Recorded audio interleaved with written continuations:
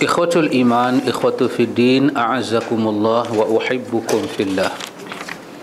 Alhamdulillah, summa alhamdulillah. Alhamdulillah ikhwatul iman, kita sambung majlis ta'lim kita ini, alhamdulillah.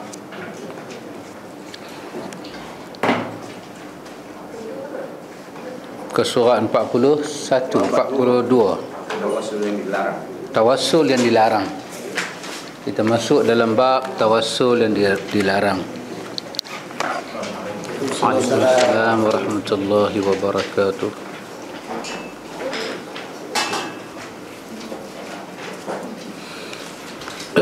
Kita panggil nama dia at-tawassul al-mamnu', at-tawassulul mamnu', tawassul yang dilarang. Agama ni kalau dilarang satu benda mesti ada pasal.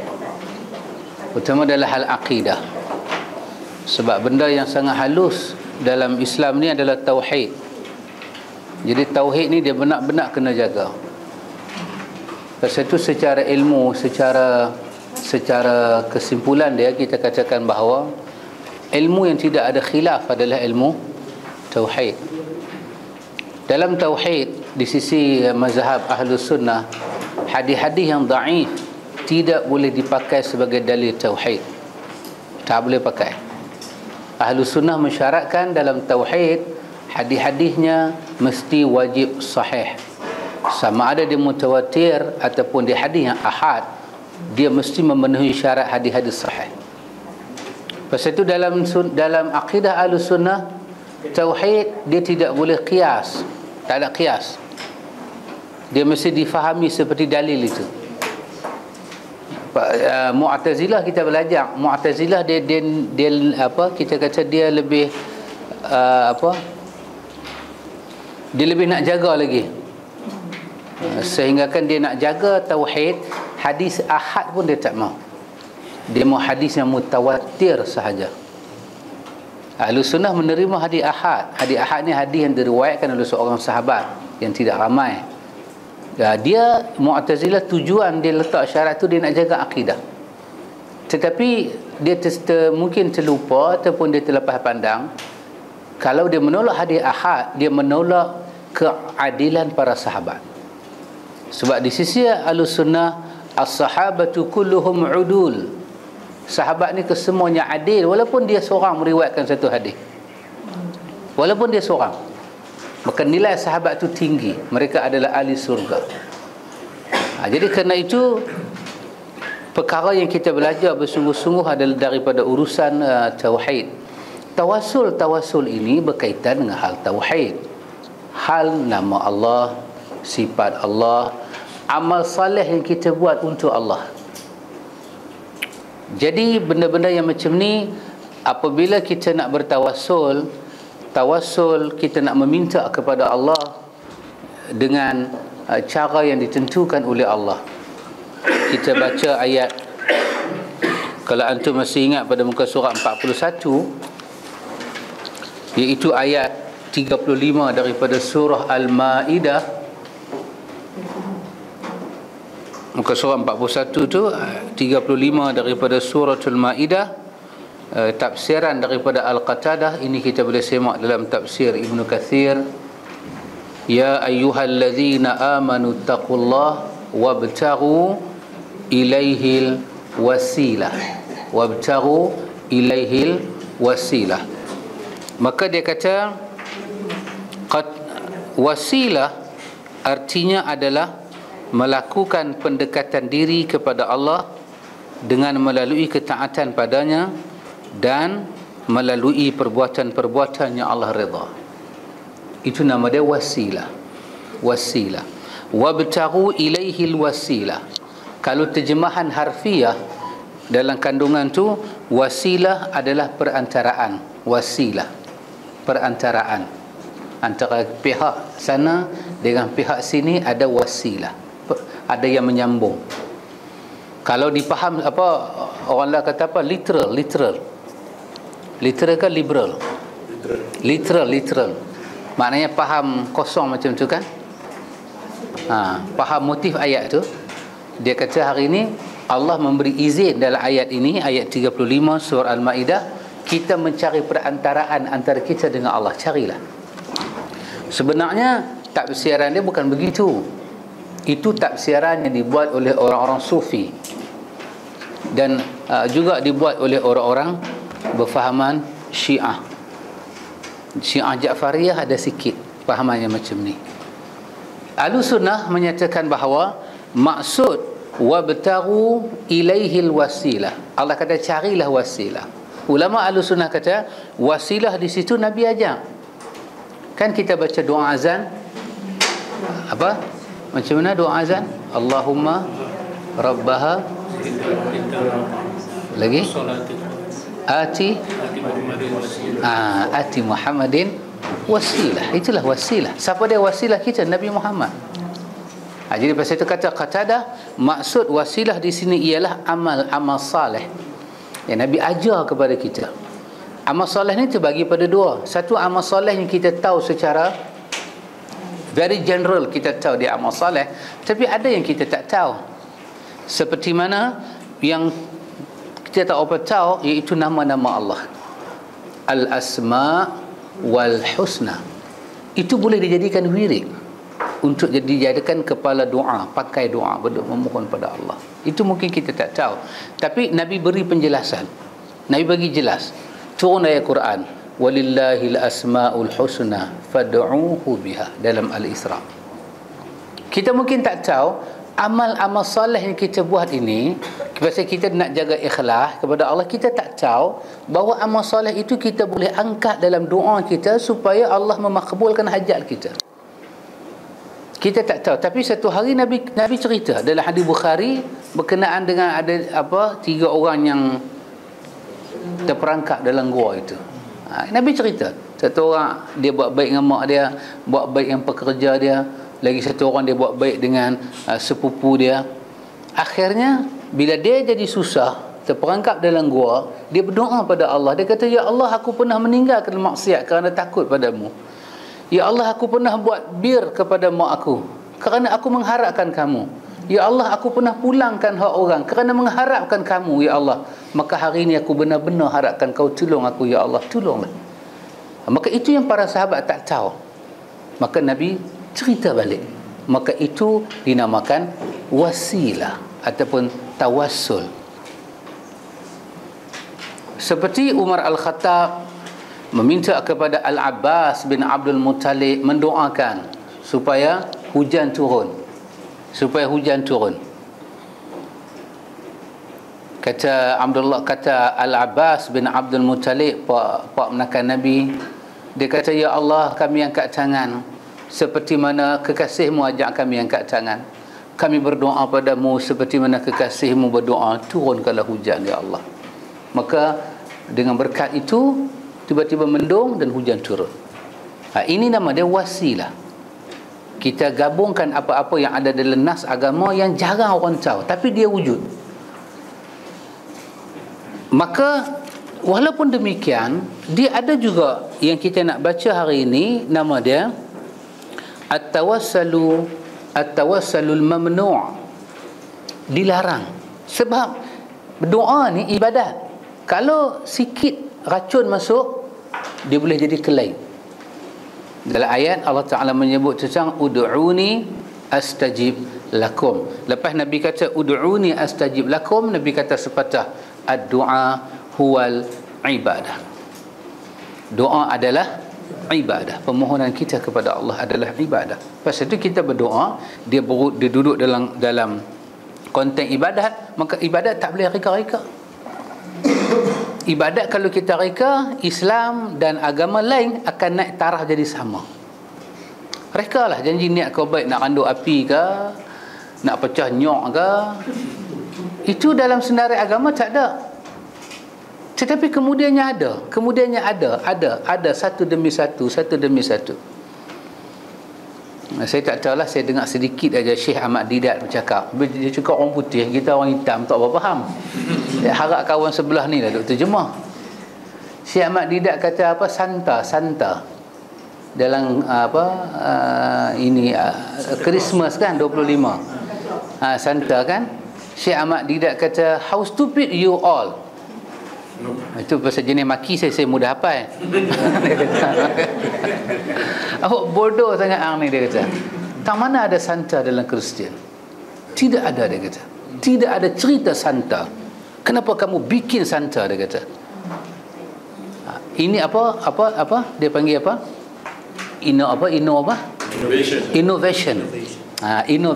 Reka bid'ah. Bid'ah reka. Pasal itu tak boleh reka. Pasal itu mesti nak faham ayat Quran, Nabi yang bagi kita faham. Yang duduk depan Nabi para sahabat, yang duduk depan para sahabat ulama generasi pertama. Dan kita nak faham setiap ayat Quran, kita kena lalui sistem itu. Kena pergi generasi pertama, kena pergi pada sahabat, kena pergi kepada Nabi sendiri. Maka kita tengok apa dia yang dikatakan tawassul yang mamnu', dilarang.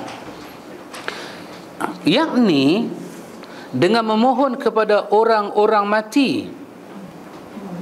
Dia buat nota kaki kecil di bawah 61, meskipun orang yang mati itu adalah orang yang saleh dan para wali atau bahkan para nabi. Dan nak di atas balik, meminta mereka memenuhi keperluan kita, seperti yang terjadi di masa-masa sekarang ini. Perbuatan seperti ini termasuk syirik yang akbar, syirik yang besar, dia kata. Pasal apa macam ni tak boleh? Sebab dia akan bawa jejak kepada tauhid. Kita pergi pada orang mati ni dia dah habis, finish. Habis, dia dah sampai pada garisan penamat, habis. Agama bagi tahu dia masuk dalam alam barzah, dia disoal siasat. Ayat 100 daripada surah Al-Mu'minun. Al-Mu'minun kan? Mu'min kan Al-Mu'minun. Ayat 100 surah Al-Mu'minun. Ya. Min wara'il barzakhin ila yaumi yub'atsun. Orang mati itu diletak dia di alam barzakh, dan dia hanya boleh keluar daripada alam barzakh apabila berlakunya hari kebangkitan. Ulama-ulama daripada Abdullah bin Abbas, kita tengok dalam tafsir Ibn Kathir, Qurtubi, juga dalam kitab Ibn Qayyim Ar-Ruh, semua tafsir apa makna barzakh. Kata Abdullah bin Abbas, barzakh adalah dinding antara alam kita ni dengan alam kiamat ni. Jadi dia tutup dengan barzakh. Semua orang mati duduk di barzakh. Mereka tak pergi lagi alam sana, alam hisab. Mereka duduk di alam barzakh. Sampai bila? Sampai berlakunya yaumi yub'atsun, hari kebangkitan semula. Jadi mereka apa mereka buat? Dua, Nabi cerita. Ima diazab, ima dapat nikmat. Yang azab cara azab, nikmat cara nikmat. Jadi bila kita nak komunikasi dengan dia ni? Bila dia dapat nikmat, salah satu nikmat yang ada dalam hadis, dia dapat dikatakan kepada dia, rehatlah kamu seperti mana rehatnya orang saleh ataupun pengantin. Dalam Quran kata di akhir daripada surah An-Nazi'at, apa dia kata di akhir surah An-Nazi'at? Ka'annahum yawma yarawnaha, apa sambungan dia? Ka'annahum yawma yarawnaha lam yab'athu illa 'ashiyatan aw duhaha. Itu cerita orang mati. Mereka yang masuk ke alam ni, mereka kena tunggu sampai hari kiamat, seperti mana waktu siang, waktu fajar keluar, sampai tunggu waktu duha. Itu tempoh dia. Apa mereka buat? Mereka rehat. Kalau itu nikmat. Dan dia pun tak tahu apa jadi. Dia pun tak tahu apa jadi. Tiba-tiba kalau ini tawassul yang dilarang sebab dia bercanggah dengan nas agama. Kita pergi kepada orang mati, Assalamualaikum. Lepas tu kita kata, Tuan Syekh, tolonglah Tuan Syekh. Yalah, kalau dia rehat, dia tidur. Dia cakap dengan orang tidur. Laki tengok bini duk tidur, abang buat kat bang teh sat. Tengok teh tak siap. Ni buat roti bakar sat. Boleh nak cakap boleh. Tapi benda yang kita minta tu tak mai. Pasal akal dia tak ada, dia tidur. Dia tidur. Hang ni 4 kali dah aku minta. Hang buat tak tahu je kat aku. Memang dia buat tak tahu lah. Pasal tu sangat tidak, orang kata ghairu ma'qul. Tak masuk akal. Kenapa orang nak pergi minta pada dia? Kalau dia kena azab, macam mana dia nak tunai permintaan kau, dia kena azab? Macam kita pergi pada orang dalam penjara. Pergi orang dalam penjara, dia duduk Sungai Buloh, jumpa dia, Assalamualaikum ni, tolong hantar sorak ni kat Mak Long hang boleh tak? Mak Long hang duduk ni kubur gajah. Boleh lah kita bagi sorak tu kat dia, warden ambil bagi kat dia. Tapi sorak tu sampai tak? Sampai apa, dia kena penjara. Sorak tu tak sampai. Kalau orang tu kena azab, kita bagi salam kat dia, kita minta dia tolong kita, anak sakit ke apa ke, macam mana dia nak tolong? Dia kena azab. Pasal itu kata Imam Ibn Qayyim, apabila wujud tawassul yang dilarang oleh agama, dia mesti akan bercanggah dengan nas dan akan bercanggah dengan kewarasan. Tak boleh. Kalau kita nak pergi bercakap dengan orang yang mati, kita mesti ada dalil khas. Mana dalil lain yang kata boleh bercakap, boleh bercakap, boleh bercakap? Mereka tidak boleh tolong. Dan ini kalau kita buat berkenaan dengan minta pertolongan, minta hindar daripada kesusahan, ini berkaitan dengan bidang kuasa Allah. Jangan main-main, dia boleh merosakkan akidah. Firman Allah Ta'ala, وَلَا تَدْعُوا مِن دُونِ اللَّهِ مَا لَا يَنْفَعُكَ وَلَا يَضُرُّكَ فَإِنْ فَعَلْتَ فَإِنَّكَ إِذًا مِنَ الظَّالِمِينَ. Dan janganlah kamu menyembah apa-apa yang tidak memberi manfaat dan tidak pula memberi mudarat. Dia punya dalam bahasa Arab itu bukan sembah, tad'u ni memohon, meminta. Janganlah kamu pinta min dunillah, selain daripada Allah, yang benda itu ma la yanfa'uka wala yadurruka, benda tu sama sekali tak boleh bagi manfaat pada engkau dan mudarat pada engkau. Kita duduk depan kubur orang mati, duk minta, ma la yanfa'uka wala yadurruka. Dia dapat nikmat, dia tak boleh tolong. Dia kena azab, lagi dia tak boleh tolong. Allah kata jangan demikian. Fa in fa'alta, kalau kamu buat juga perbuatan yang ditegah itu, fa innaka izam minaz zalimin, kamu termasuk orang yang zalim. Zalim di sini apa dia? Syirik. Mana kita tahu? Sebab Luqman kata pada anak dia, inna syirka la zulmul azim. Syirik adalah kezaliman yang besar. Mana kita tahu di sini adalah syirik? Sebab perkataan dia, la tad'u min dunillah, jangan minta lain daripada Allah. Permohonan berkaitan dengan tauhid. Maka siapa melanggar tauhid, dia melakukan syirik pada Allah. Itu dia nak bagi tahu kepada kita tentang tawassul yang tidak benar. Adapun tawassul kepada Rasulullah sallallahu alaihi wasallam seperti menyatakan ya Rabbku, dengan kemuliaan Muhammad sallallahu alaihi wasallam sembuhlah aku, maka hal itu termasuk bid'ah. Dia buat nota kaki, bid'ah adalah suatu yang diada-adakan dalam agama yang tidak ada sumbernya dalam syariat.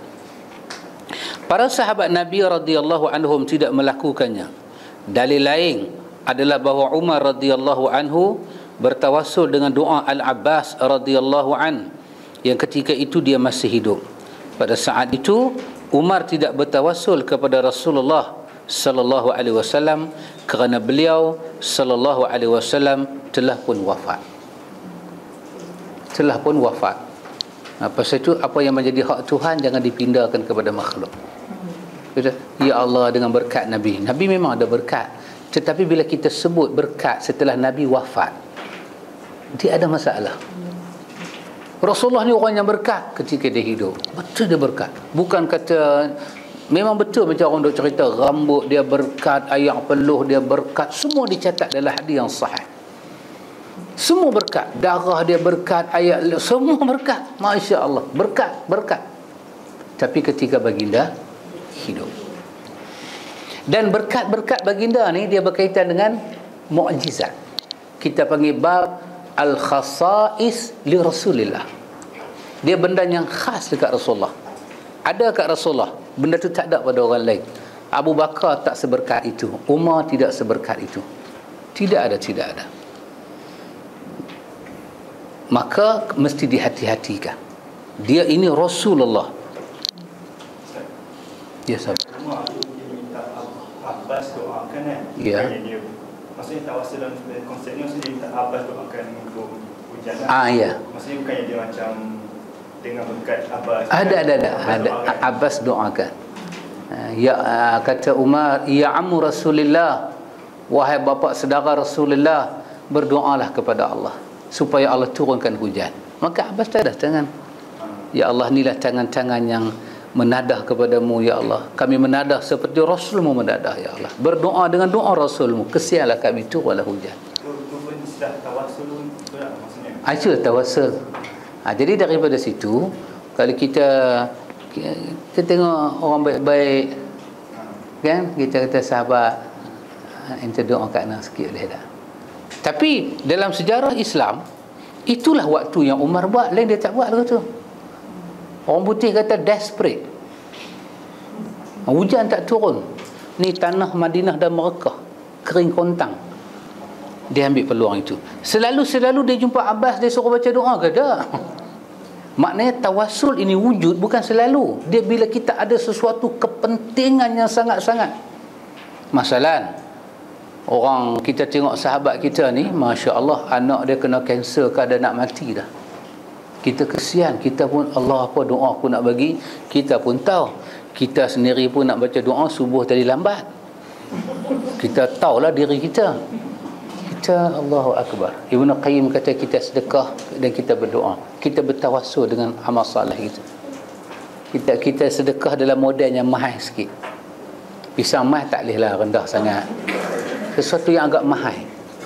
100 itu kita, kalau bagi 10 jantung tak goncang, bagi 100 gancung jantung terasa.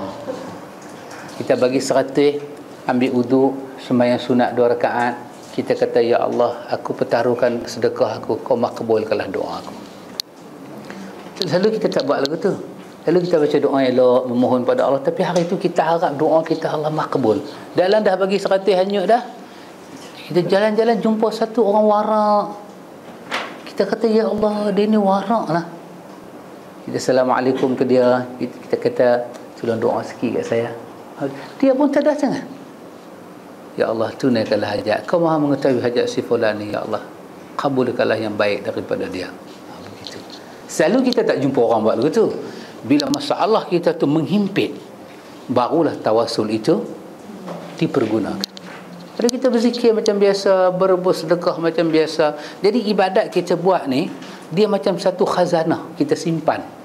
Pada hari kita memerlukan, kita boleh pakai dia sebagai perantaraan, sebagai wasilah supaya Allah pandang benda tu, Allah makbulkan hajat kita ni lebih awal daripada hajat-hajat orang lain.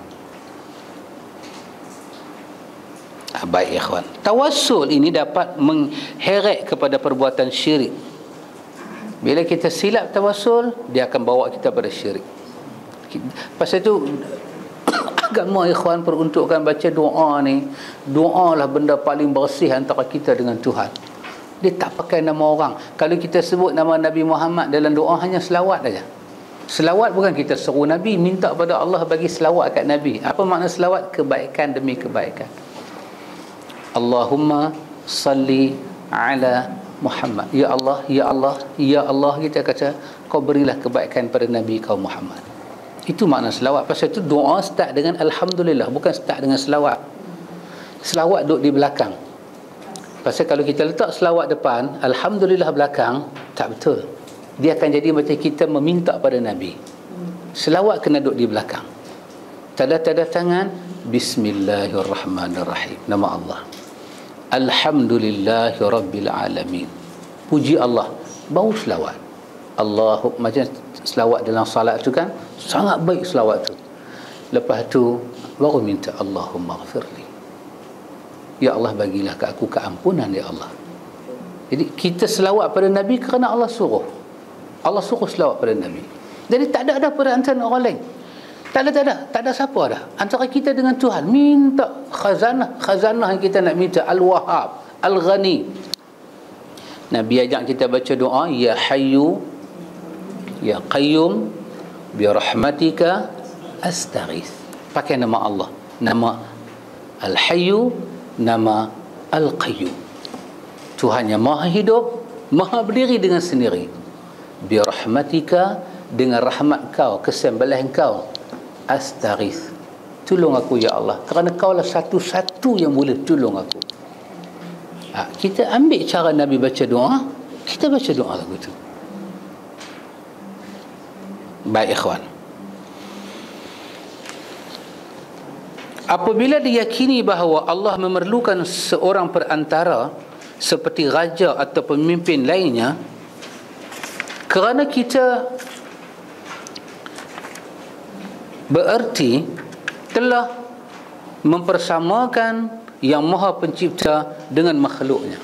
Tak boleh. Doa adalah ibadat yang khusus. Iyyaka na'budu wa iyyaka nasta'in. Ini rahsia kita. Ini hubungan kita dengan Tuhan. Dia tak boleh ada orang lain, tak boleh ada orang lain. Kita dengan Tuhan, dan Allah sangat cemburu kalau ada orang lain. Kita sebut nama-nama dia, kita pergi sebut nama Tok Syekh mana ke. Wah, apa hal Tok Syekh tu dah meninggal dah. Maka tak boleh. Bersihkan doa kita kepada Allah, bersihkan dia. Ikhwan, ini termasuk dalam perkara-perkara yang dilarang. Tawassul, termasuk duduk panggil madad Rasulullah. Madad. Madad tu maksudnya tolonglah. Kalau Allah madad lain lah, Allah penolong. Dia Rasulullah madad. Kalau Syiah, madad Husin, madad Hasan, madad Fatimah. Kalau puak-puak belah Pakistan, semua ni mengaku sunnah belaka. Dia bawa Pakistan, dia madad Rasulullah. Tak, ada sunnah tak ada madad Rasulullah. Ada sunnah Allahu Ahad, Allahu Samad. Ada Allah. Pasal itu doa kita, Allahumma Rabbi, ya Allah penciptaku. Itu saja. Dan ada juga benda kita kena tahu ikhwan. Apa dia? Berdoa adalah hak kita kepada Tuhan. Itu benda asas. Kita berdoa, Allah suruh kita. Allah tak benarkan kita minta pada orang lain. Minta dalam bentuk ibadah ni hanya pada Allah. Minta dalam bentuk hidup ni lain. Kita sahabat ni, kita macam ni duk mengaji pen tak bawa. Sahabat pinjam pen. Itu orang kata minta, bukan minta ibadat. Ada orang buat terkejut kita. Kita sahabat pinjam pen, astaghfirullahalazim. Han, jangan syirik kepada Allah. Orang Penang kata jangan buat mangkang boleh tak? Orang faham tu bukan minta ibadat. Tapi ya Allah tolong saya susah. Mula. Itu permintaan yang membuat satu rayuan kehidupan. Kita jumpa orang, Tuhan ni orang besar, Tuhan tolong lulus projek saya. Dia tu tak buat terkejut, astagfirullah, hang kena taubat ni syirik besar ni. Tak, orang tahu. Itu bukan permintaan ibadat. Permintaan ibadat ni dia ada sifat dia ada bahasa dia ada cara dia, nafas dia, cara kita berdoa, cara memek muka kita menghadap dengan cara ibadat, ambil ayat semayang ke arah kiblat, pohon kepada Allah. Hak ni adalah milik Allah. Jangan bagi ke orang lain. Tapi satu benda lain kita kena tahu apa dia. Apa kita kena tahu? Iaitu apabila kita memohon kepada Allah, bukan menjadi satu kewajipan di sisi Allah menunaikan hajat kita. Tak, bukan kewajipan. Allah memberi kepada kita.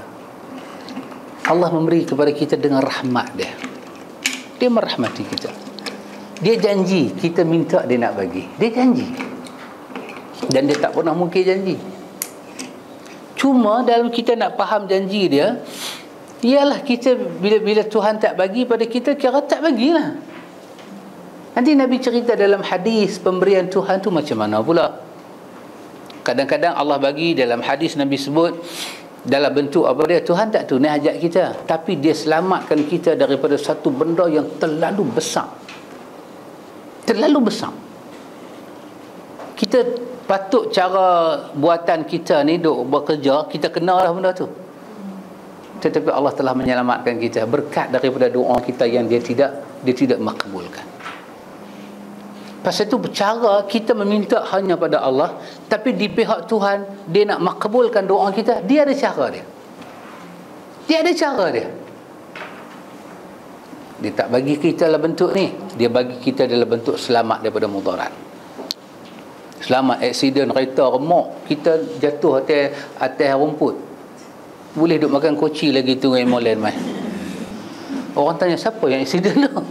Tengok-tengok hamba Allah ni, tak patah sana, tak patah sini. Selamat.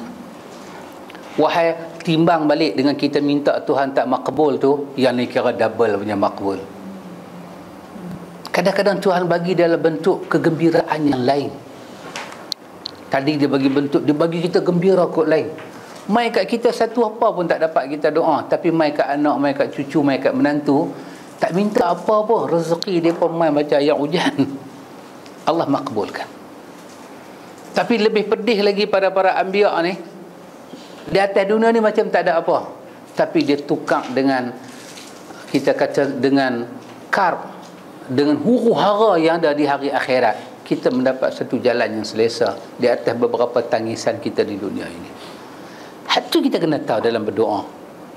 Kita berdoa pada Allah, tapi Allah nak bagi apa pada kita? Pahala tentu dah. Kita berdoa, pahala dia bagi. Ganjaran yang melayakkan kita masuk syurga dia bagi. Cuma seketui hak kita doa tu. Bila Tuhan tak bagi, bukan makna dia tolak doa. Bila Tuhan bagi, dia itu bukan tanda kemuliaan. Al-Quran kata, fa ammal insanu iza mabtalahu faqadara alaihi rizqahu fayaqulu rabbi akraman. Ini orang Allah uji dia macam mana, Allah bagi semua, dia nak Allah bagi, dia dapat semua, dia jadi satu orang yang lalai. Dia kata apa? Rabbi akraman. Semua aku mau dapat. Aku nak kata, tak pasti lah nak kata apa, tapi buat masalah dapat semua kata. Cara cakap tu dalam ni kembang, macam roti pun ada ayak panas yang kembang penuh. Dalam ni kembang. Satu orang pula, wa amma iza mabtalahu faqadara alaihi rizqahu fayaqulu rabbi ahanan. Allah bagi sempit kau tu, bagi sempit kau ni, di ujung hidup dia, dia kata tengok Tuhan tak sayang kat aku. Allah tempelak. Allah kata kalla, apa yang kau fikir, dua orang ni fikir salah total, kata Allah. Bukan begitu cara aku layan hamba. Adapun hamba Allah ni, aku sedang muliakan dia dengan ujian. Hamba Allah tu, aku sedang memberi satu ujian yang besar pada dia. Orang ini aku nak bagi mulia dengan ujian, orang itu aku bagi hina dengan kekayaan. Kalla, bukan fikir macam tu, kata Allah. Bukan mesti satu orang tu miskin, satu orang tu kaya, itu alamat mulia dan hina. Tak, itu bukan alamat. Kalla dalam bahasa Arab ni menafi total cakap orang. Kalla, bukan macam tu. Sebenarnya dua-dua orang ini sedang melalui satu ujian penilaian daripada aku. Jadi itu yang kita tahu awal. Berdoa pada Allah dan mengharap Allah bagi. Harap itu kena ada. Raja dan khauf ada. Harap, raja, dia bagi. Khauf ni satu ketakutan. Ya Allah, kalau hang tolak, ke siapa aku nak mengadu lagi?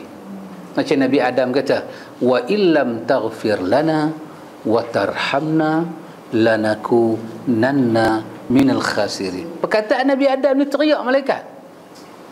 Nabi Adam dia kata pada Allah, wa illam taghfir lana, ya Allah, kalau hang tak ampun aku, ya Allah, wa tarhamna, kalau hang tak rahmati aku, ya Allah, aku akan jadi orang yang paling rugi.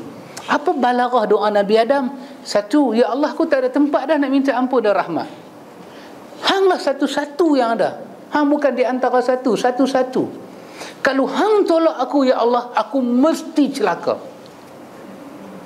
Penulis tafsir, dia tulis dalam tafsir, dia kata doa Nabi Adam ni masa turun daripada surga ni, kalau kita nak tuliskan, ibarat macam satu anak dihalau keluar oleh ibu dia daripada rumah. Kalau kita nak faham doa ni, dia kata, jadi anak ni dihalau keluar dan ibu tutup pintu, maka anak ni duk pusing keliling rumah. Anak tu duk panggil mak dia, mak, kalau mak tak bagi perlindungan, tak mana perlindungan aku nak cari mak? Kalau hang tak buka pintu ni, aku nak berteduh di mana mak? Kalau hang tak kasih aku, siapa nak kasih aku macam mana hang kasih aku mak? Maka Nabi Adam berlegar kepada Allah macam tu. Dia duk kata wa illam taghfir lana wa tarhamna lanakunanna minal khasirin. Dia duk ulang.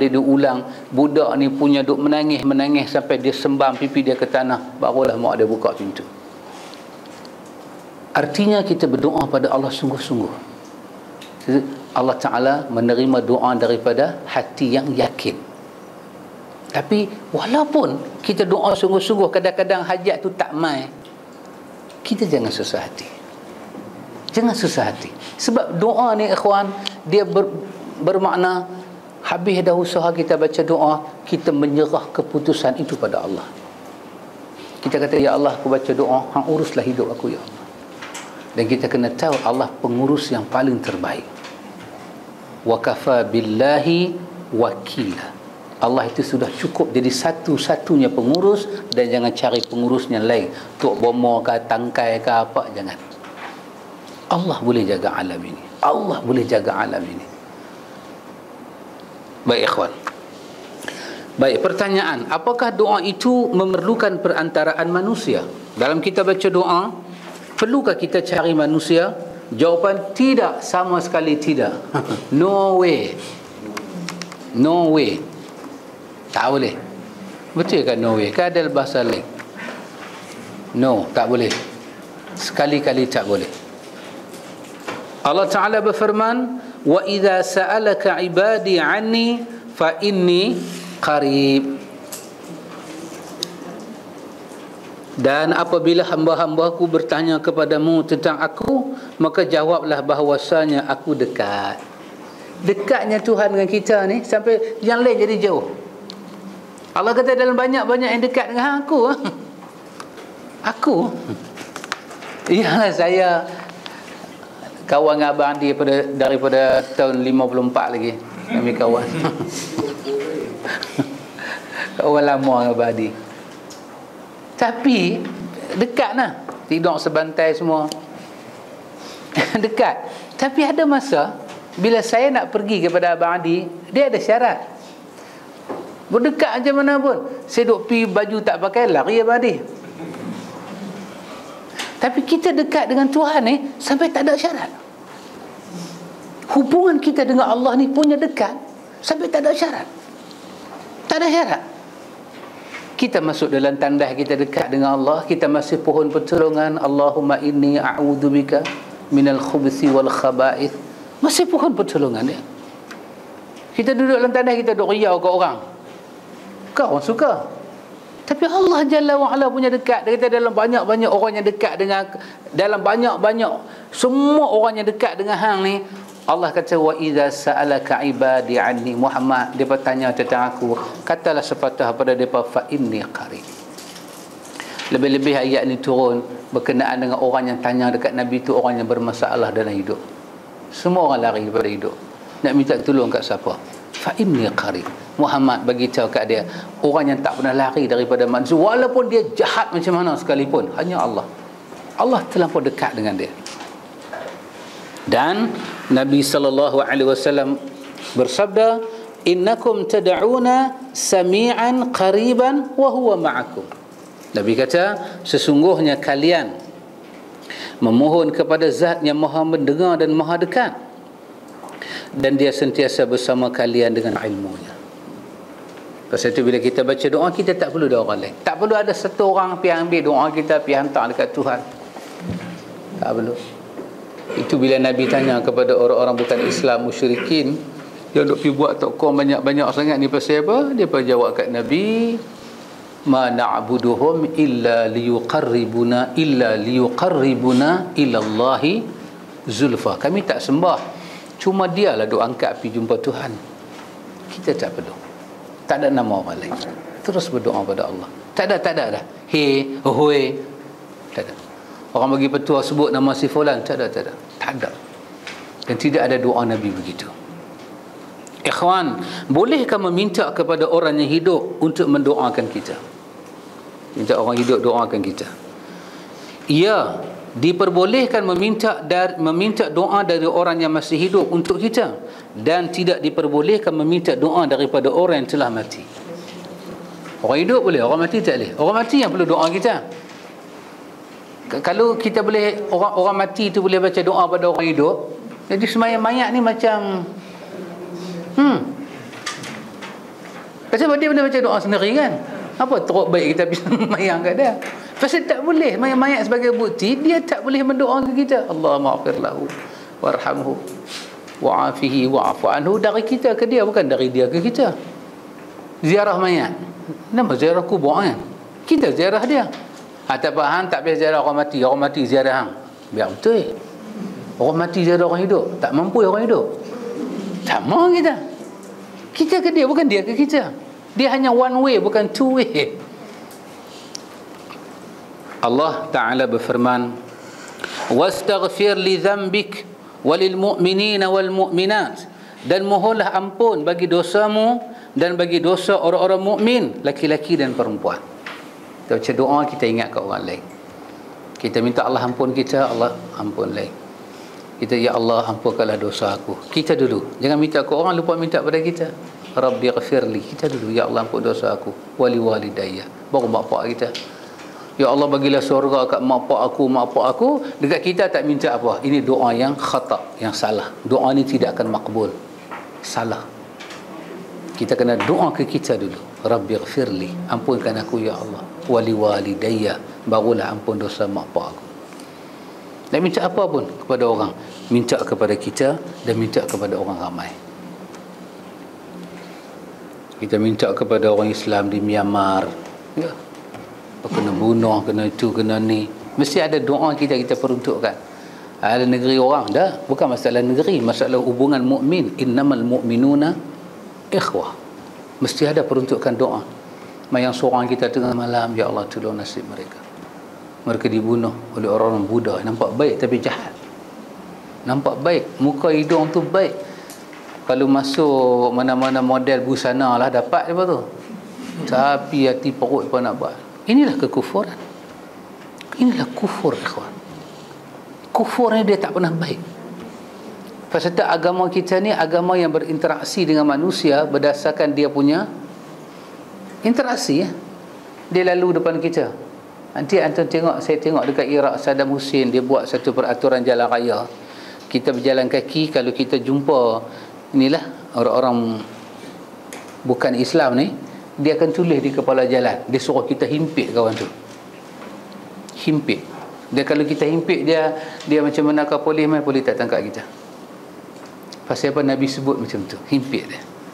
Dia tak boleh besar kepala di sini. Dia bayar jizyah kat kita. Hak dia kita tak ambil, tapi dia tak boleh. Orang Melayu kata apa? Bagi muka mau kepala. Muka bukan kepala ke? Ada kan? Bagi apa kan mau apa ke? Bagi betis nak paha. Bagi paha baru mau kepala. Tengok.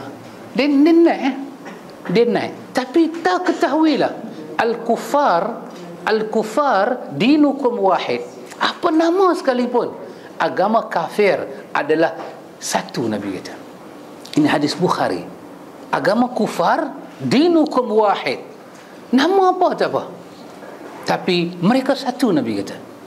Islam satu. Apa dia? Agama rahmat. Agama rahmat. Nak bunuh, nak bakar nyamuk pun agama tak bagi.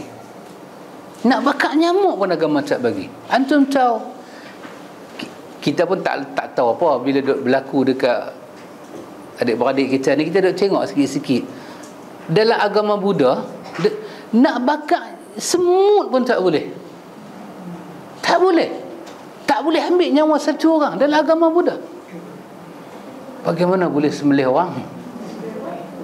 Orang putih kata should be wrong somewhere. Tak boleh. Dia tak boleh sakiti hati orang. Agama Buddha tu tak boleh sakiti hati orang. Jalan tak pakai kasut. Yang kata sahibul ma'rifah tu, dia nak Gautama Buddha tu. Nanti hamka sembang dalam kitab Al-Azhar, hamka kata kemungkinan dia hidup satu zaman dengan Nabi Zulkifli. Dia orang baik, dan hamka kata kemungkinan dia adalah Nabi Zulkifli. Kata hamka. Ini dia punya, dia api kat dia lah. Tapi dia punya hal lah. Hamka ni pun dia ada kepala satu macam juga. Biar api kat dia. Tetapi asalnya orang baik. Orang baik. Tapi apabila tambahan itu berlaku banyak, nak memahami alam nirwana, apa itu nirwana, fanakan diri. Pasal itu nirwana tu fana diri. Nabi tak ajak kita fana diri kecuali tasawuf aja fana diri. Pasal itu jangan bakal orang lah. Ayah orang marah kita pula. Ya, pasal fana dia tak berasal daripada Islam. Fana diri dia berasal daripada Buddha. Dia panggil nirwana. Kemudian diterjemah dalam ilmu bahasa Arab fana. Fana tu diterjemah dalam bahasa Arab. Fana. Tak mana nak cari dalil fana diri ni? Duduk di tengah-tengah dunia fana akan diri. Sampai tak makan tu, tak makan ni. Yang duduk seorang-seorang tafakur kerja Buddha, bukan kerja Islam. Pengaruh tu banyak masuk dalam Sufi. Tak makan tu, tak makan ni, tak makan darah, tak makan sembelih pasal nak jaga hati. Masya Allah. Nak jaga hati tak makan apa? Tak betul. Nak jaga hati kena cara Rasulullah. Orang yang paling bersih hati Rasulullah, bukan kita. Hati yang paling bersih hati Rasulullah. Apa dia makan, kita makan. Apa dia tak makan, kita tak usah makan. Sebiji kehidupan Rasulullah itu kita contohi. Semayang macam Rasulullah, zikir macam dia, berhati budi baik lagu dia, follow dia betul-betul, kita akan jadi bersih hati macam mana Rasulullah bersih hati. Tolak itu, tolak ini. Pasal itu doktor apa nama, doktor Pakistan kita ni, doktor Zahir, bukan Zakir Naik, dia tak naik lagi dia ni. Dr. Ehsan, Dr. Zahir Ehsan Hilali, lagu tu lah, payah nak ingat nama dia.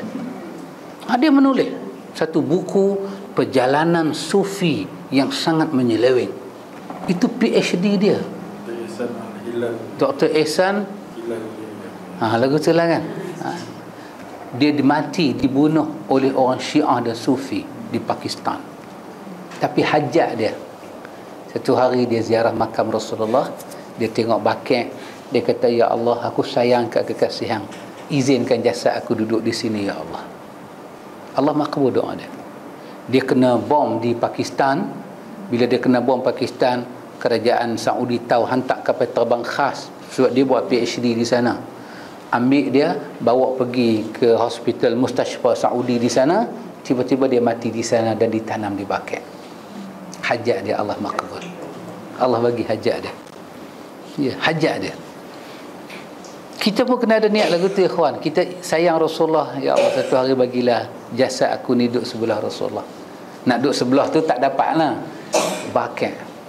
Bakit. Dan doa-doa lagu tu tidak salah, dibuat oleh para salafus salih. Pendedahan. Ada orang belajar sufi, belajar tasawuf, dia tak mau baca benda ni semua. Sekali-sekala dia dengar kita cakap, tocang dia naik, tanduk dia naik. Kata apa ni duk marah tasawuf? Bukan marah, awak bacalah sikit. Keluar daripada pemikiran yang kuno tu, baca sikit. Tesis orang, ini dunia mengesahkan PhD dia. Dia bukan pergi tulis tepi jalan, tepi parik, lepas tu dia sains sendiri. Dunia Arab dia punya perbentangan master dia pun kita nak takut. Dunia Arab punya PhD, letak 5-6 profesor. Dia ni tanya balaghah, ni tanya nahwu, dia ni tanya saraf, dia ni tanya penggunaan kalimah, dia ni tanya tentang sebab ayat, dia ni tanya pasal jumlah ayat yang pakai. Nak dapat satu PhD di dunia Arab ni macam perempuan nak bersalin, susah.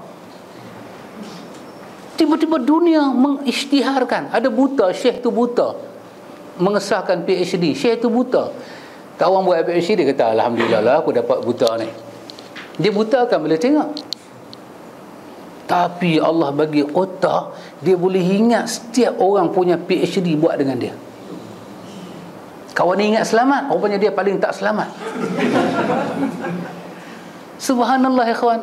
Bila dibentang PhD dia, baca, dia nak dengar, baca dia suruh stop depan khalayak ramai dengan perkataan astaghfirullah. Syekh menangis.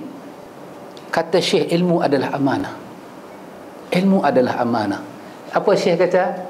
Hang tiru orang, dia kata. Hang tiru orang. Syekh menangis. Yang buat PhD tak menangis. Syekh menangis. Hang tiru orang, dia kata. Syekh kata, 2 tahun sudah si Fulan bin si Fulan buat PhD. Hang cuba tengok muka surat kelima tulisan dia. Sebiji macam mana hang tulis. Mustahil, dia kata. Hang boleh tulis sebiji macam tu di atas dasar kebetulan. Mustahil. Pasal tu tak lulus. Bukan Syekh tak mau bagi lulus. Syekh kata ilmu amanah. Buat betul-betul. Kekurangan yang dimaafkan.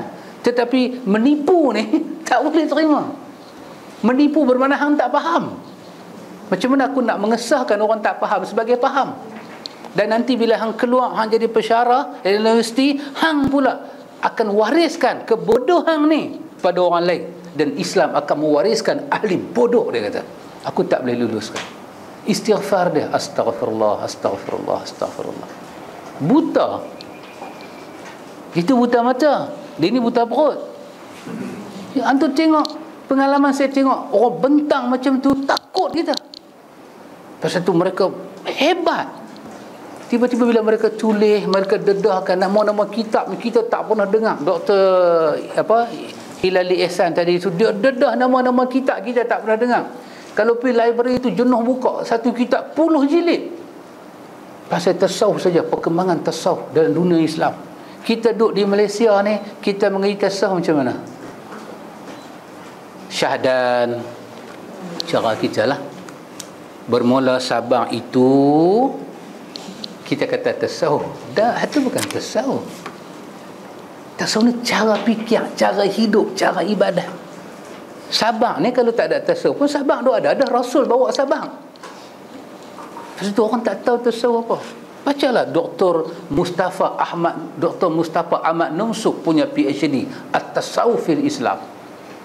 Dia dedahkan perjalanan tasawuf daripada zaman 100 tahun Hijrah sampai zaman wujudnya Imam Al-Ghazali 505 Hijrah. 5 dekad itu dia kupas macam mana satu PhD dia. Orang tak mau baca. Bila kita baca bagi, dia marah kita. Kita tengok, pelak betul dia ni. Pelak terus dia begitu. Dahsyat. Jangan main-main. Ikhwan. Maka dalam hadis sahih yang diriwayatkan oleh At-Tirmizi disebut bahawa seorang buta datang kepada Nabi SAW berkata, berdoalah kepada Allah agar dia menyembuhkan aku. Bukan saja orang buta, bahkan banyak riwayat orang datang pada Nabi minta dia disembuhkan. Nabi SAW baca doa. Nabi baca doa supaya Allah Ta'ala sembuhkan si fulan. Kan wanita yang kena penyakit suka pingsan tengah jalan, dia malu aurat dia, Nabi doakan. Maka tajuk yang dia nak cakap, kita boleh minta orang baik-baik doa kita, tapi tak boleh minta orang mati baca doa kepada kita. Ini dia akan masuk di dalam muqaddimah kepada syirik Allah.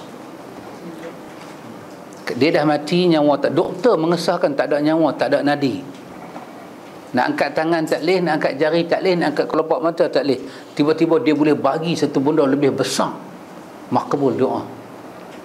Mesti ada kuasa lain masuk dalam badan dia.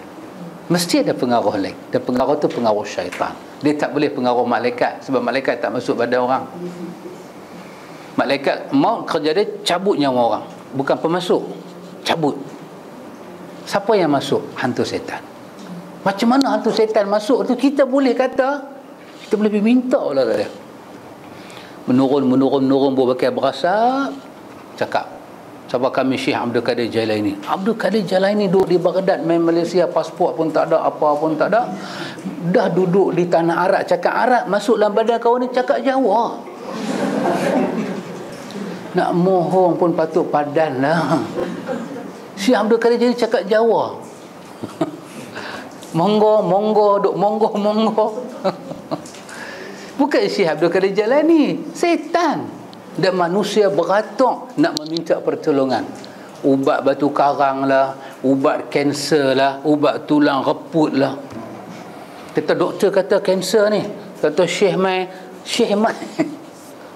Tidak dinafikan setan ada kelebihan. Memang setan ada kelebihan, jin ada kelebihan. Tapi apa hal kita nak pergi minta ke dia? Jangan, hati-hati ikhwan, hati-hati. Baik. Apakah tugas Rasulullah sallallahu alaihi wasallam itu? Ini benda yang kita mesti tahu, tugas seorang rasul. Ikhwatul iman, a'azzakumullah.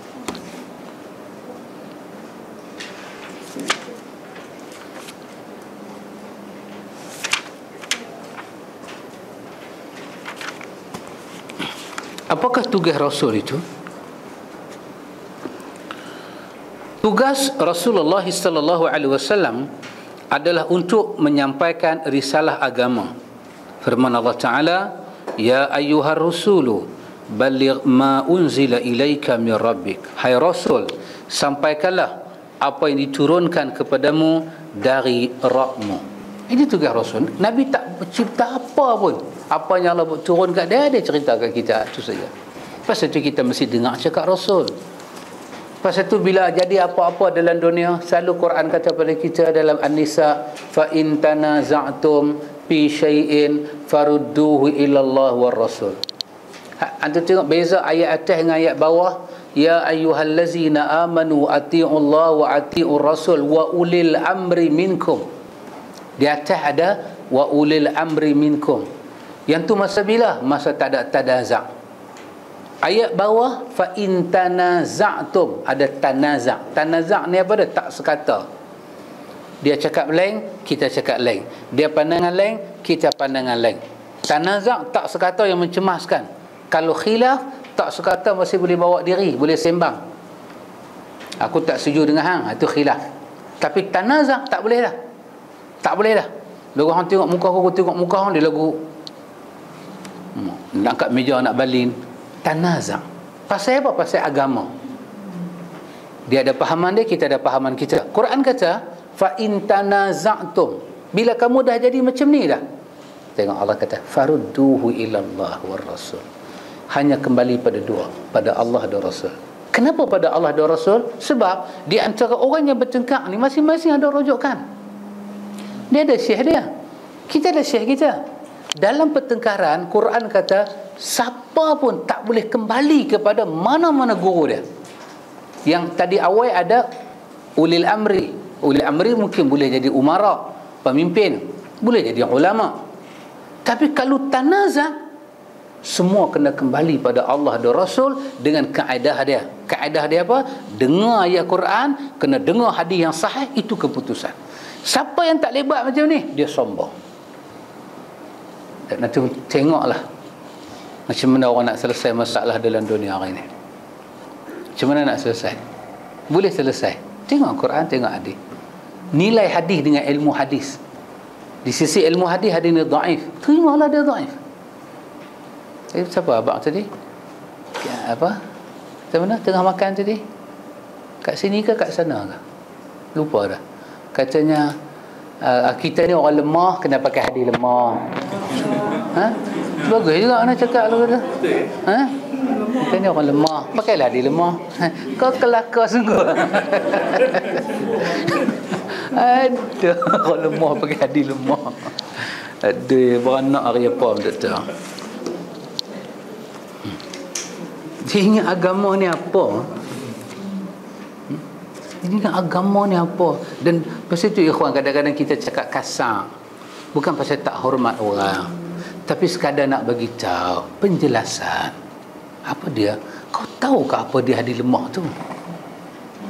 Dhaif tu. Macam bateri. Bila kata bateri ni, handphone ni weak. Yalah, kita orang lemah pakai handphone lemah.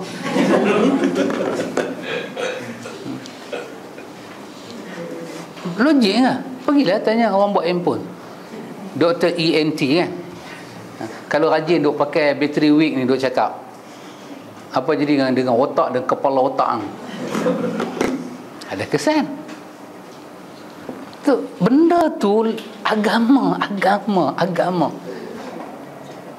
Susah payah Quran kata dalam ayat 6 surah Al-Hujurat, fatabayyanu. Semak, kata Imam Muslim, daripada fatabayyanu ni lah jadinya ilmu siasat hadis. Kita tahu mana hadis tu lemah, Apa ta'rif lemah? Macam mana nak amal hadis lemah daripada ayat Al-Hujurat, fatabayyanu. Macam mana kita nak baca hadis lemah? Ibnu Hajar tulis kitab Asin. Ibnu Hajar tulis, bukan kemarin pergi tulis. Ibnu Hajar tu 800 hijrah. Dia tulis kitab tu hampir 400 hijrah dah kita dengan dia. Siapa Ibnu Hajar? Tokoh besar dalam mazhab Syafi'i. Dia mensyarahkan Sahih Bukhari kepada Fathul Bari. Apa dia kata tentang hadis dhaif ni? Kata Imam Ibnu Hajar, yang pertama, hadis dhaif hanya boleh pakai dalam fadailul a'mal sahaja, titik. Sahaja, titik. Akidah tak boleh, halal tak boleh, haram tak boleh, sunat tak boleh. Nak kata makruh guna hadis dhaif pun tak boleh. Nak ambil hadis dhaif pergi tafsir mana-mana ayat Quran tak boleh, haram. Kenapa? Dhaif. Dhaif ni apa maksud dia? Ibnu Qayyim juga cerita dalam kitab dia Manarul Munif, Muqaddimah Manarul Munif. Kata Ibnu Qayyim, kenapa satu hadis dikatakan dhaif? Kerana dua hal. Kerana terputus sanad dan keraguan para rawi. Apa terputus sanad? Rawi yang bercakap pasal hadis ni, dia terputus dengan orang yang dia cakap. Dia kata, dia kata, Imam Syafi'i kata, Imam Syafi'i ambil daripada Imam Malik, Imam Malik ambil daripada Abu Hanifah, Abu Hanifah ambil daripada Abu Hurairah. Dia yang cakap lagu tu, dia tak duduk, dia tak jumpa dengan Imam Syafi'i. Imam Syafi'i 204 dah mati, dia lahir 300 tahun kemudian. Tapi cara dia cakap, aku jumpa Syafi'i. Yang ni nama dia putus sanad. Macam mana hang nak ambil putus sanad? Orang tu tak jumpa si fulan. Lepas tu pula, dia tu satu orang yang diragukan berita dia. Buka nama dia, ada report polis banyak sangat. Ini bohong tang situ, bohong tang situ. Imam Ibn Qayyim kata, masalah terputus sanad, masalah rawi, itulah menyebabkan sebab utama hadis itu jadi dhaif. Bila terputus sanad, satu berita tu, macam mana kalau semua berita macam tu? Dia jadilah dalam dunia kita macam ni. Orang boleh bunuh orang kerana satu berita tak betul. Kan cerita ni tak apa menarik lah, tapi nak bagi faham. Kita bila cerita benda yang tak apa menarik, dia mudah faham. Dia ni duduk rumah sebelah lagu ni. Kan pernah dengar kan cerita ni? Masa wifi dulu mula-mula keluar. Tak bisa. Saya macam terkejut. Wifi dulu keluar. Kan cerita ni, kawan kita mangkuk seorang ni. Duduk rumah dekat. Rumah kawan tu ada wifi. Jadi bila dia tahulah dia tu punya apa? Nak masuk tu kan. Jadi bila kawan tu balik kampung ke Sabtu Ahad, dia mainlah ke rumah kawan tu. Dia pakailah. Tengok wifi tu. Satu hari, lama dah kerja ni, lama dah dia buat. Tapi dia tak habaq kat tuan rumah. Tapi tuan rumah duk bayar bil lebih sikit lah. Bila satu hari dia nak pindah rumah, dia pergilah pindah. Dia ingat nak kena minta maaf lah kat tuan rumah tu. Dia pergi tulis, dia pergi eja silap. Dia kata, Assalamualaikum, selama 3 tahun saya telah pakai wifi awak tanpa awak sedari. WIFI, dia aja WIFE. Type. Selama 3 tahun saya telah pakai. Awak tinggal je rumah, saya pakai. Awak tinggal je rumah, saya pakai. Saya sangat enjoy. Dia ni, dia dapat lagu tu, dia tak jegil tengok muka bini dia. Ni kerja aku tak ada rumah. Tak ada cakap banyak. Kawan baru belajar karate do, kena nampak jempun ke, nampak apa, kena pumpang. Dah mata nak lurus sebelah semua, baru dia hantar balik, saya minta maaf, bukan wife tapi wifi. Ikhwan, inilah nama dia, cerita dhaif. Tapi tak apalah, dia sedekah bini dia kan. Bini dia buat report polis, dia jumpa depan polis, saya dhaif, pakailah dia dhaif. Boleh buat lagu tu? Jangan main. Silap dengar orang cakap tak boleh riwayat hadis. Silap dengar. Pasal itu rawi tak pasti. Dia masuk di dalam dhabit yang tak jelas. Maka jatuh, dia tak boleh riwayat. Tak boleh riwayat. Pasal apa? Pasal Nabi sebut, man kadzaba alayya faltabawa maq'adahu minan nar. Kau bohong sikit pada aku, satu tempat duduk kau dalam neraka. Nak cerita pasal aku mesti benar. Pasal apa? Inna kadhiba alayya laisa kakadhibin ala ahad. Bohong pada orang lain tak sama dengan bohong pada aku. Lemah bermakna dia kena letak satu tempat. Pasal kata Imam Nawawi dalam kitab dia Al-Majmu' Muqaddimah 22 jilid dia ada Al-Majmu', jilidnya awal tu. Dia kata kesemua hadis dhaif ni kalau kita baca tak boleh baca dengan perkataan yang tetap daripada Nabi. Dia kena baca dengan kalimah yang longgang. Dia panggil tamrid, tak boleh jazam. Jazam ni apa dia? Hadis tu dhaif tapi dia baca dengan nada yang pasti. Rasulullah telah bersabda. Tak boleh. Itu lafaz yang pasti. Dia mesti sahih. Dikatakan, diriwayatkan, semua pakai qila majhul. Depa kata, Nabi kata. Cakap dalam mahkamah lagu tu. Awak nampak dia bunuh orang? Depa kata, Tuan Hakim. Depa kata dia masuk rumah kawan tu. Awak pasti dia bunuh. Depa kata dia bunuh. Kalau ada hakim terima, hakim tu silap maka ubat semalam. Hakim kata hang balik reh 2-3 hari hang melek. Tak boleh kawan. Tak boleh riwayat. Lepas tu hadis dhaif ni pula macam mana nak baca dia? Ulama hadis kata kalau nak baca dia, kita nak pakai hadis dhaif ni, pakai seorang-seorang, tak boleh dakwah ke orang. Sengak-sengak. Macam isap ganja seorang-seorang. Orang tak ada masuk pancuk isap ganja. Hak rokok yang ada apa? Karen tu kan. Isap seorang-seorang. Orang main baling, buih asap semua pergi ke tepi. Hadis dhaif macam itu amalan dia. Agama ni tidak lemah, agama ni kuat, agama ni pasti. Macam manalah kita lemah. Kita nak hadis lemah. Ini memang lemah betul. Jangan begitu ikhwan. Kita tidak boleh begitu ikhwan. Apa tugas Nabi? Tugas Nabi, tugas para rasul. Dan Nabi SAW bersabda ketika menanggapi sahabat yang bertanya, kami bersaksi bahawa engkau telah menyampaikan risalah. Maka Nabi menjawab, Allahumma syahad, ya Allah saksikanlah. Nabi hanya menyampaikan ikhwan. Pasal itu Islam tu Nabi sampaikan. Cukup hari dia balik bertemu Allah, dia balik bertemu Allah. Selalu Nabi akan bagi tahu kepada kita. Kita baca dalam Riyadhus Salihin, hadis-hadis Bukhari yang Nawawi simpan dalam Riyadhus Salihin.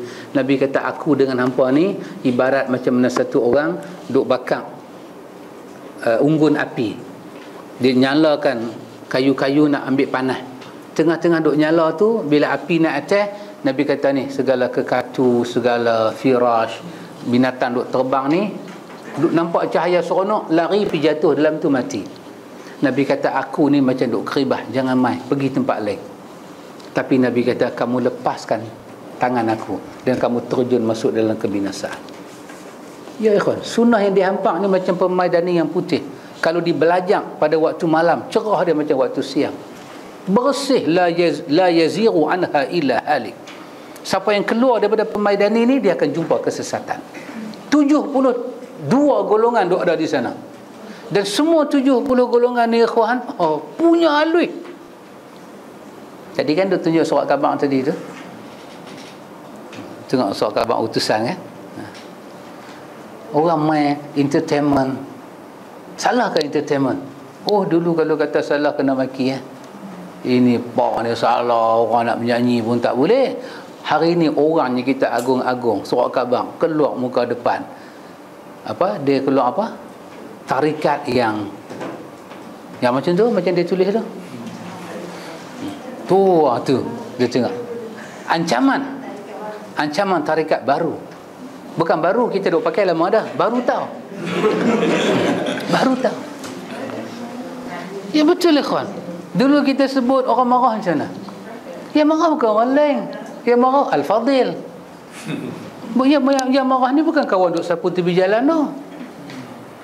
Dia kita pergi cerita dekat sapu tepi jalan tu. Oh, dia kata, oh okey. Oh, macam tu kan? Dia macam tu. Kita pergi cerita dekat Al-Fadil.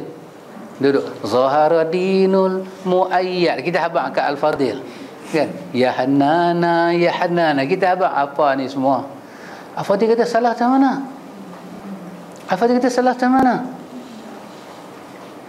Tengok ikhwan, 72 golongan. Nabi kata kulluhum finnar illa millatan wahid. Malaikat satu Nabi kata ma ana alaihi wa ashabi, yang ikut aku dan ikut sahabat aku. Selesai ikhwan. Tapi kita nak baca hadis ni pada orang, penat kita. Hadis ni patut dibaca seminit faham, seminggu orang tak boleh faham. Nabi kata kullu bid'atin dalalah wa kullu dalalatin finnar. Bid'ah masuk neraka. Bid'ah tu sesat, masuk neraka. Kita duk terang jadi pergaduhan. Kita kata kullu, dia pun belajar Arab juga. Dia kata kullu bukan makna semua, sebahagian bid'ah. Tak pening kita. Nabi cakap depan sahabat orang Arab, bukan orang Jawa, bukan orang Boyan. Sahabat orang Arab faham. Nabi kata kulluhum finnar, semua yang sesat masuk neraka. Semua sesat masuk neraka.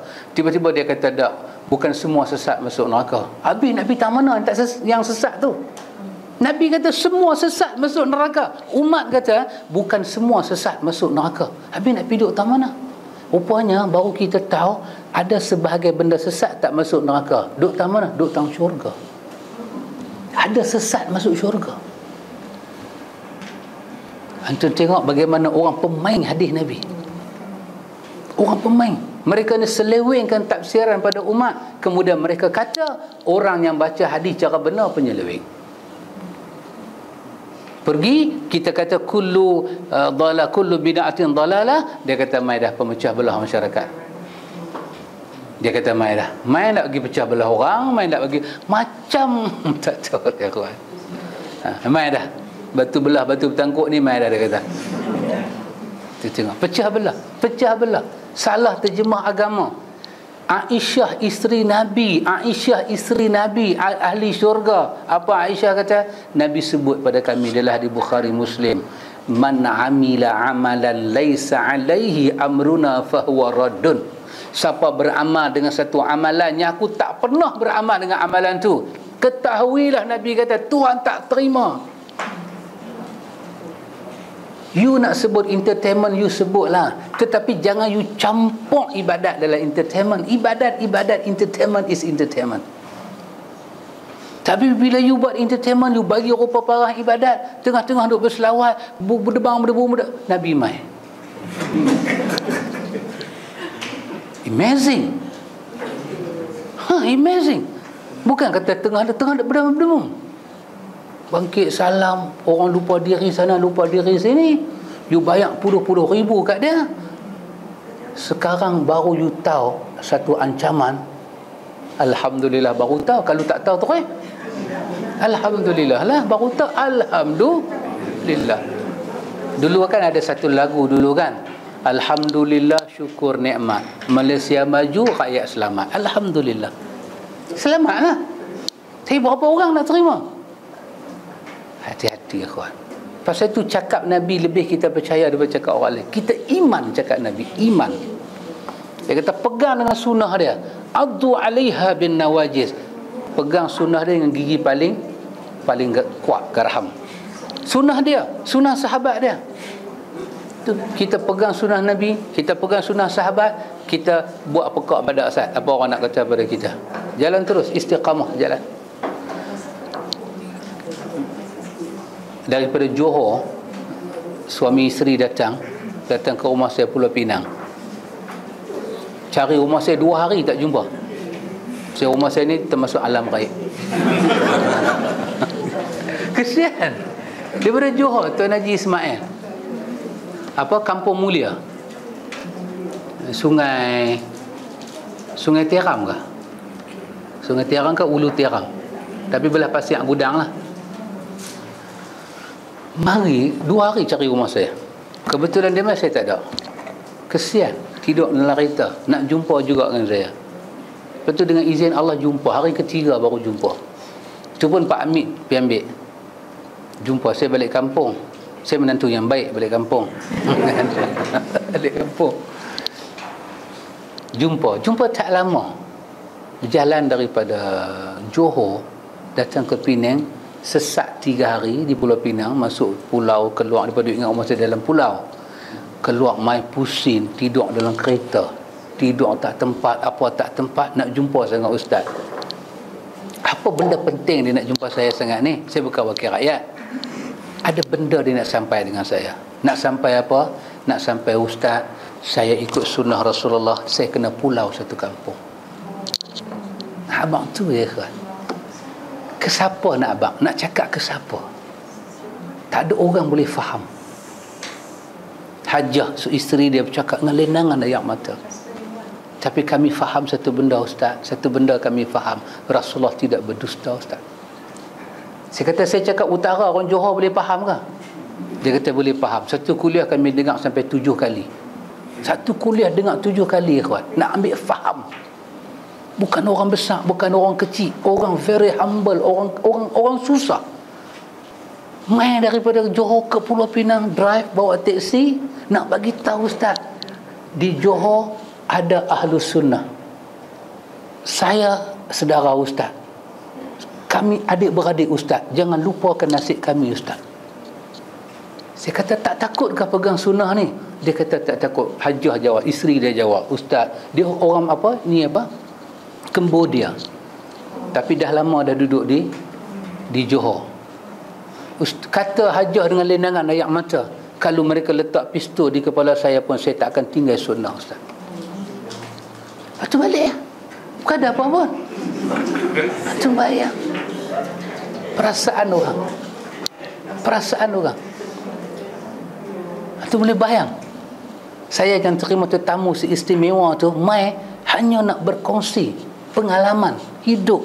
2 lelaki bini, tinggal anak 3 orang di Johor, tak boleh. Nak kena mai juga jumpa, nak kena habang juga, nak kena cerita juga. Nabi ni betul. Drive mai, tak tentu arah, tidur, sesat. Habis cerita, lega, start kereta balik Johor. Masya Allah ikhwan. Akan sampai satu masa di mana Allah akan menghiburkan hati pengikut sunnah Rasulullah. Dunia akan memberi pengiktirafan kepada sunnah, dan dunia akan menunjuk betapa gambar bid'ah ini satu gambar yang cukup sesat. Tidak ada bid'ah yang benar ikhwan. Kesemuanya sesat dan dihumban ke neraka. Jauhi bid'ah dalam ibadah. Walaupun tengah kita duduk jauh ni, orang kata macam-macam. Orang kata macam-macam. Tetapi apa kita boleh buat? Apa kita boleh buat? Jalan saja.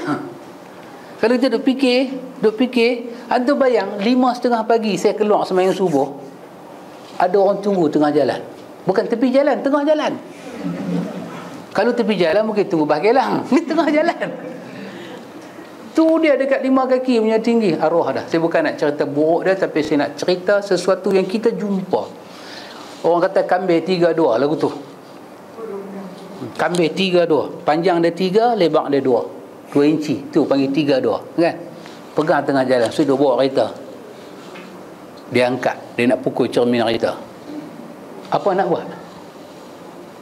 Saya salah? Saya tak salah. Saya tak kacau pun anak dia yang kacau saya. Saya tak kacau pun anak dia. Kenal pun tak dia siapa. Pak Haji Bakar, arwah Pak Haji Bakar duduk sebelah saya, kata, ustaz relax, jadi apa-apa ustaz jangan keluar. Dia orang tua, umur 60. Pak Haji Bakar keluar, pasal apa? Saya takkan nak biar orang tua keluar seorang, tapi kita ketang lah. Ayat kursi pun baca silap, tinggal 2. Main, kita bukan jenis kaki lawan dengan orang. 3-2, 5:30 pagi nak ketang, tu badan ketang. Aduh, Allahu la ilaha ahad as-samad lam yalid. Tak boleh nak baca. Sekam sejuk kita jadi. Tak pernah berkelahi kita. Tapi takkan nak biar orang tua ni keluar seorang. Bismillah, berani diri keluar, terketak-ketak, dia main cekak baju. nak kata buku 5 dia, kalau dia bagi pun hilang juga dalam muka kita. Korang ajak ni, bahasa orang Penang lah, korang ajak hang masuk kampung orang, hang tak sedar diri, hang duk ajak benda pelik-pelik kat orang, saya sengap, hilang hadis-hadis semua hilang dalam kepala otak, hilang. Ya ikhwan, kenapa? Bukan apa-apa, dia marah sangat dengan saya, marah nak pukul.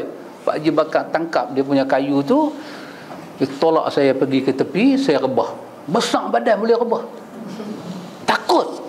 Duduk tepi parit sengap. Macam Nepal mai tak ada permit, duduk lagi.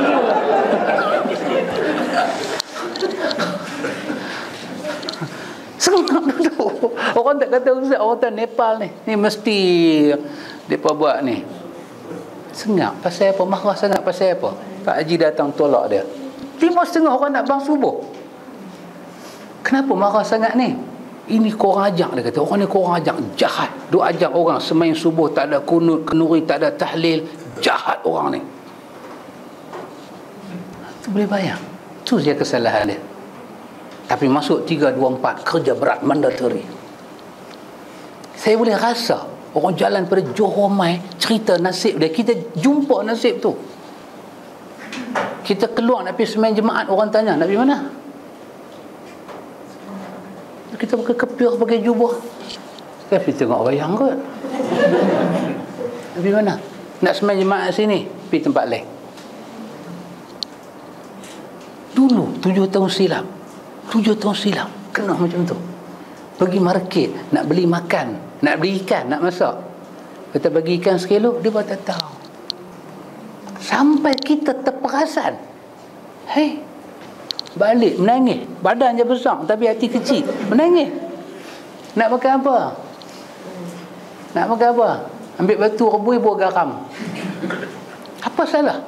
Salah apa? Last sebelum saya keluar dari kampung, last punya, apa salah saya? Dia tanya. Salah awak ni satu. Satu orang berani bangkit, dia guru silat, bangkit, salah hang satu, dia kata. Hang punya salah satu. Hang ambil pasiang, hang buang dalam periuk nasi kami. Apa tu? Tak boleh faham. Saya kata, tuan bercakap bahasa tua, saya bercakap bahasa muda, saya tak faham. Tak faham. Bila yang saya pergi masuk rumah orang berpasiang ni? Apa maksud dia? Kita dah ajak sunnah, kita dah ajak bila berlaku kematian, tak ada tahlil mahlil, dia anggap tu sebagai ambil pasiak berperiuk nasi dia. Dia bila pergi tahlil rumah orang ni, dia bagi RM25, RM30 tekong tahlil. Semayang mayat dapat duit, mandi mayat dapat duit, gali dapat duit, malam 1 malam 2 dapat duit. Satu mayat, yalah saya dulu pun mulut jahat lah baru baik. Dulu mulut jahat, saya kata tanam pokok durian lambat makan, tanam orang mati cepat makan.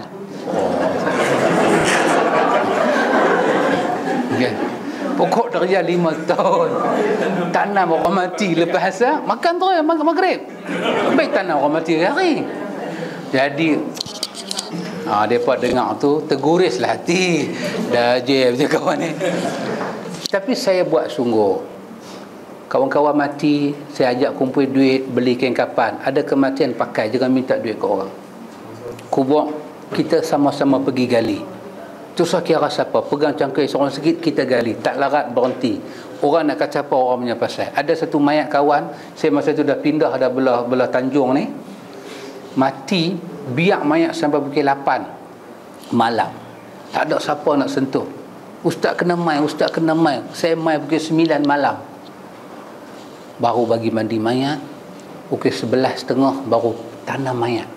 Dah hampa duk ikut mamak tu mengaji kan, kami tak mau sentuh mayat hampa. Tu dia ya kawan. Apa salah? Tak ada. Bukan saya perkena GST. Saya tak perkena GST. Saya tak terlibat apa dengan apa M apa? Saya tak terlibat pun. Masa tu tak ada apa menatang-menatang ni semua. Tapi pasal apa ikhwan? Pasal sunnah. Kata Tuan Haji mai pada Johor, Ustaz, saya jual rumah, saya jual tanah. Saya tak ada apa dah nak duduk. Saya nak duduk dengan orang sunnah Ustaz. Tolong cari tanah kat saya. Saya nak duduk dengan orang sunnah. Kesian ikhwan, nasib dia. Inilah tugas Nabi. Tak ada apa. Kalau nak kaya lah saya ingat, kita join lah. Kita join. Apa yang masyarakat buat, kita join. Kita pun dapat, tambah kita al-fadil, semayang-mayang. Takkan bagi 50 kot. 50 orang tak mujarab. Up sikit lah kan. Kita al-fadil, talqin lain orang bagi. Duduk kampung ni ikhwan boleh tukar kereta dengan duit ni. Tu ibarat dia bagi ambil pasir buah dalam payuk nasi. Bukan pasal apa? Pasal apa? Tak ada pasal apa. Ni kita duk bagi tahu tarikat macam ni, tarikat macam ni. Pasal apa? Pasal kita ada tarikat ke? Tak ada. Satu je pasal Nabi kata kulluhum finnar illa millatan wahidah.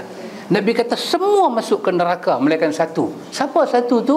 Ma ana alaihi wa ashabi. Yang ikut aku, ikut sahabat aku. Tak mana kita pihak tu lah kita cakap. Depan orang kecil, depan orang besar, depan pangkat, depan tak pangkat.